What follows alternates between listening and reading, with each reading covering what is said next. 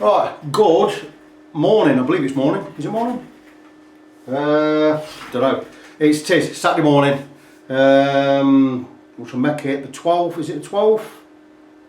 January, February, March. 12th of March, something like that. Right, we're blobbing on with this Tanglewood, whatever it is. Not Tanglewood.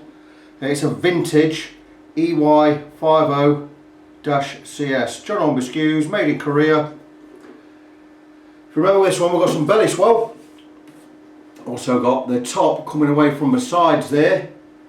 And just basically super high action. So what I've done is stripped off all the bits today, took the strings off, binned them. We've took the saddle out, we've took the pins out, the nut fell off. What we do every time we remove something from a guitar, we bag it up, we pour it in a bag like so. It's all in a bag, all bagged up. So my main concerns today, what I'm going to do is we're going to get some steam into this area. I'm going to take basically an old tea towel. I've got loads of old tea towels knocking about in this room. I use them for just putting on the guitars and that. Old tea towel, we're going to soak that in some damp and we're going to get a hot clothes iron over this area. And we're going to steam it in, and as we steam it we're going to press down, and hopefully that steam is going to melt up the glue a little and it's going to stick again. We're going to get another good stick on there. I've just noticed this area here. I never even noticed that before. This part of the guitar here is coming away from the guitar lock. That should be bent. It's got no screws in there. So I'm going to find some screws. We'll stick some screws in.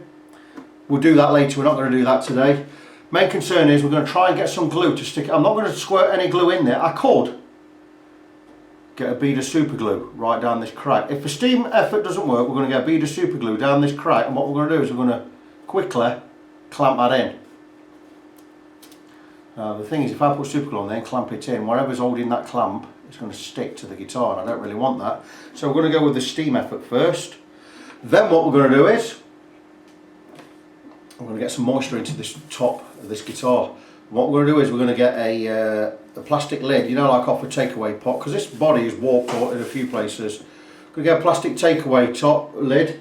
We're going to get some rag again, or a tea towel. We're going to put it on the lid. We're going to put it inside the guitar. We're going to put a damp cloth inside the guitar, and we're going to seal up this hole.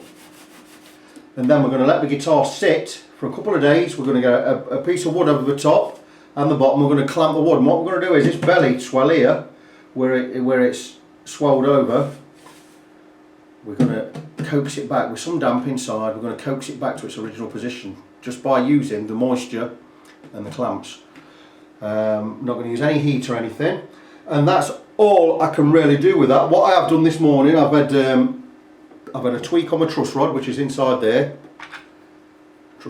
with a Allen key. We've got the neck perfectly straight, and what we've done is, if you remember, I have these notched. They're called a notched straight edge, and it's for these go over the frets, these notches, and you can determine if the neck's straight or not. Now, this is a scale I've never ever seen before, 25¼ inch, which you now see I've got one. I've actually made this, and what I've done is, if you see these notches here, what I've done is I've had to file them to make this fit over, and I'm going to show you how that works.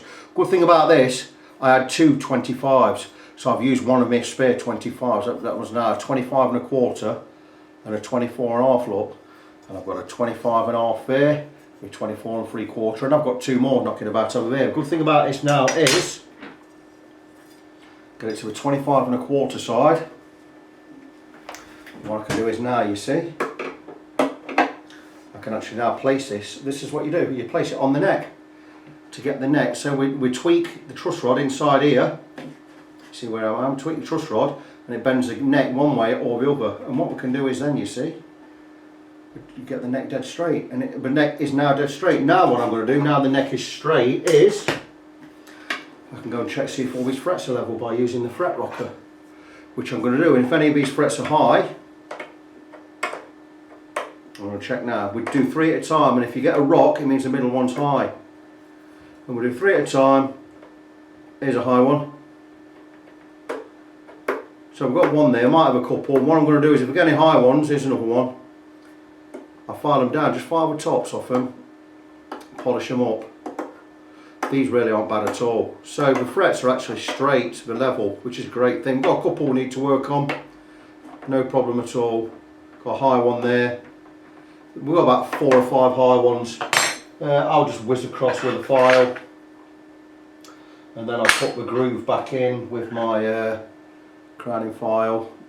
So I'll sort them out while I'm waiting for other jobs to happen, other things to happen.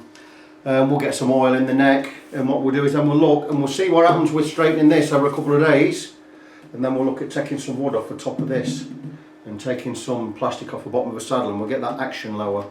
So end of the day, got a few tricks up the sleeves here, a few things we can do.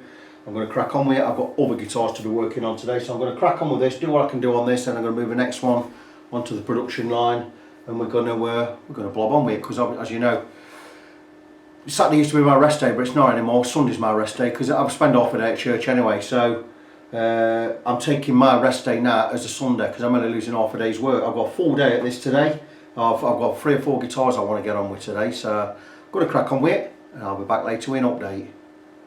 Right, you might be thinking, oh, that's weird, and you'll be right. And what I've done is I've set this guitar. What I've done is I've clamped it top and bottom. I've got a big block of wood in here which is going to clamp the guitar straight. I've not got it super tight yet, but what we're going to do is we've got it clamped underneath, clamped on the top, we've got it clamped in the centre, and what it's going to do is that's going to bring the belly, the swollen belly, we're going to flatten it. But what we're going to do is, first and foremost, we're going to get a damp cloth inside the guitar. I'm not going to fix that yet. I'm going to pause it and I'm going to come back in a second, just bear with. Right, I'm back. What I'm going to use is, I found something even better. This is off one of Michelle's snack pots. She takes her lunch to university, and it's a lid from a box, and I've lined it with quite a bit of kitchen towel soaked in water. And what I'm going to do is, we're going to stick this in the sound hole inside the guitar. It's perfect, look, to fit just in there. And we're going to place it inside the guitar. Underneath, I'm going to turn it round so it's horizontal, so it's this way, long ways. And basically, I've stuck that right beneath this area. What I'm going to do is then now, I'm going to seal the sound hole. I'm going to get probably just a sheet of paper or an envelope, anything I've got knocking about. I've got an old envelope knocking about here.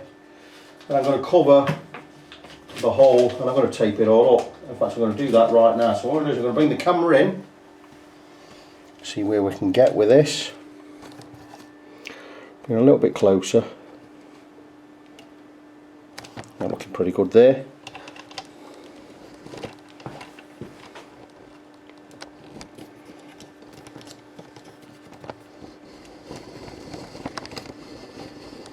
Hopefully you'll be able to see some of this. Yeah, you can see a bit there. So there you go, we've got a guitar there.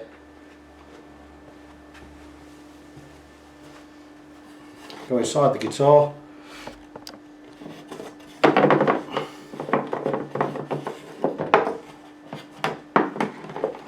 Got this full of water, nice and damp. We're going to put it inside and we're going to turn it around. So I'm going to place it inside the guitar, we're going to turn it around. We'll leave that under the bridge. Under this, it's right under this area now, and then we're going to look at, just get a sheet of paper or anything, got some I'm not knocking about.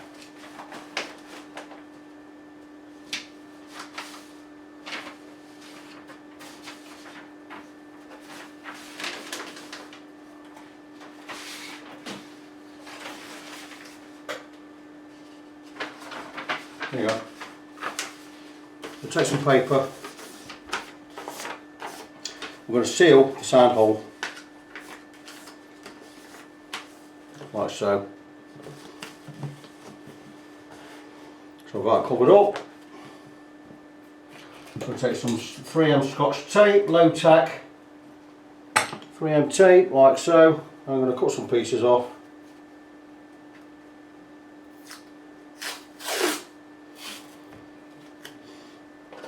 And we're going to seal the sound hole.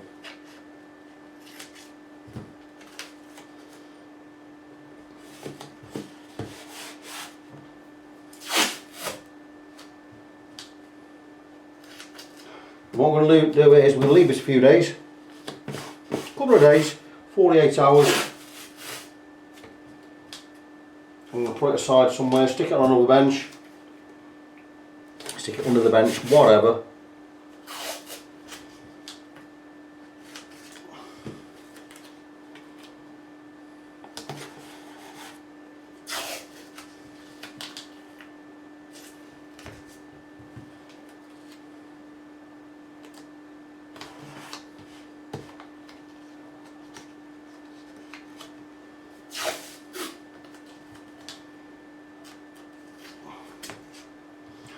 We've got this sealed inside, blah blah blah blah. There you go, airtight seal there. Got it all sealed off. We're going to leave this a couple of days. I'm going to move the camera again.